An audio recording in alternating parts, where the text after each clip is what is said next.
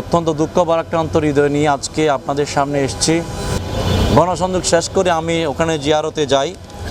গতকাল রাতে ওখানে জিয়ারতে গেলে জিয়ারত শেষ করে রাঙ্গুনিয়া পৌরসভার গাটশেখ এলাকার হযরত খলিল শাহ রহমতুল্লাহের উরস ময়দানের প্রাঙ্গণে জিয়ারত শেষ করে আমি ওখানে আমার শুভাকাঙ্ক্ষী এলাকাবাসীদের অনুরোধে একটু দোয়া চাওয়ার জন্য যখন কথা বলছি, সালাম বিনিময় করছি, এক পর্যায়ে হঠাৎ করে অতর্কিতভাবে দেখা যায় এলাকার চিহ্নিত কিছু বিএনপি কর্মী, যাদের নাম আমরা জানতে পেরেছি ইমরান, তার পিতা আবুল হোসেন এবং মোহাম্মদ সুমন, তার পিতা সিরাজুল হক সহ আরও কিছু দুষ্কৃতিকারী, তারা পরিকল্পিতভাবে দেখা যায় আমার উপর হামলা করে।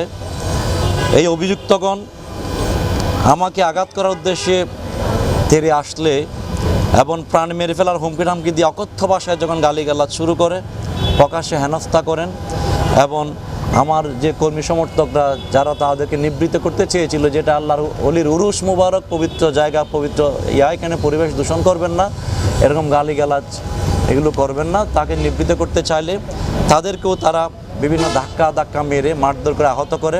আপনারা ইতিমধ্যে সেগুলো ভিডিও ফুটেজ দেখেছেন, এগুলো সামাজিক যোগাযোগ মাধ্যমে ইতিমধ্যে ভাইরাল হয়েছে। এরপরে বাংলাদেশের গৌরব সেনাবাহিনী ঘটনাস্থলে গিয়ে পরিস্থিতি নিয়ন্ত্রণে আনেন এবং রাঙ্গুনিয়া মডেল থানার পুলিশ আমাকে ওখান থেকে নিরাপদ স্থানে নিয়ে আসেন।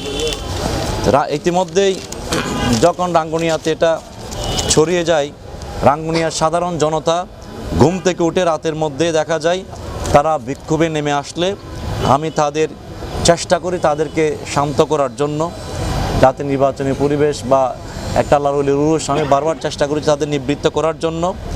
এই বিক্ষুব্ধ জনতা যখন একত্রিত হয় তখন থানায় গিয়ে ওসি সাহেবের পরামর্শে আমি অভিযোগ দায়ের করেছি ভারপ্রাপ্ত কর্মকর্তা বরাবর অভিযুক্তদের বিরুদ্ধে। আইনগত ব্যবস্থা গ্রহণের উনি আশ্বাস দিয়েছেন। এটা আশ্বাস দেওয়ার প্রেক্ষিতে আমি যারা বিক্ষুব্ধ জনতা ছিল তাদেরকে শান্ত করে বললাম, রাত হয়ে গিয়েছে, আপনারা বাড়ি ঘরে চলে যান। তো জাতীয় সংসদ নির্বাচনের এরকম একজন প্রার্থীকে প্রকাশ্যে প্রাণনাশের হুমকি, অশ্লীল ভাষায় এরকম গালিগালাজ হেনস্থা করা, এগুলো আসলে পরিকল্পিতভাবে আমরা মনে করছি নির্বাচনী পরিবেশ নষ্ট এবং ভোটারদের মধ্যে একটা আতঙ্ক সৃষ্টির পায়তারা ইতিমধ্যেই তা হয়েছে এবং এটা নিশ্চিতভাবে অবাধ, সুষ্ঠু ও নিরপেক্ষ নির্বাচন পরিপন্থী। ঘটনার বিষয়ে স্পষ্ট ভিডিও ফুটেজও আছে যা ইতিমধ্যে সামাজিক যোগাযোগ মাধ্যমে ভাইরাল হয়েছে। তথাপিও এই ন্যাক্কারজনক ঘটনার বিষয়ে রাঙ্গুনিয়া মডেল থানায় অভিযোগ দায়ের করা সত্ত্বেও পুলিশ এখনও কার্যকর কোনো পদক্ষেপ ব্যবস্থা, ওদেরকে কোনো কোনো আসামিকে গ্রেফতার করতে সক্ষম হয়নি। নির্বাচনকালীন সময়ে এ ধরনের প্রাণনাশের হুমকি, প্রকাশ্যে গালিগালাজ করে হেনস্থা করা একজন প্রার্থীর বিরুদ্ধে নয়, বরং এটা আমি মনে করি পুরো রাঙ্গুনিয়াবাসীর জন্য, ভোটারদের জন্য একটা হুমকি। অবাধ ও সুষ্ঠু নির্বাচন ব্যবস্থার সাথে এবং আমাদের যারা আইনশৃঙ্খলা রক্ষাকারী বাহিনী আছে তাদের প্রতি বিদ্যাঙ্গুলি প্রদর্শন করা নামান্তর বটে।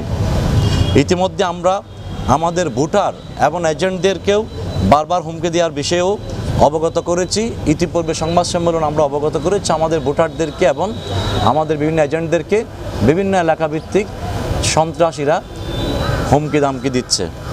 সন্ত্রাসীরা যে দল বা মতের হোক না কেন, তারা আইনের শত্রু, জনগণের শত্রু এবং দেশের শত্রু এবং আমাদের বৃহত্তর সুন্নি জোট বিশ্বাস করে সন্ত্রাসীদের বিরুদ্ধে রাঙ্গুনিয়ার জনগণ আগামী 12 তারিখ ব্যালট বিপ্লবের মাধ্যমে এই ন্যাক্কারজনক ঘটনার জবাব দেবে ইনশাআল্লাহ।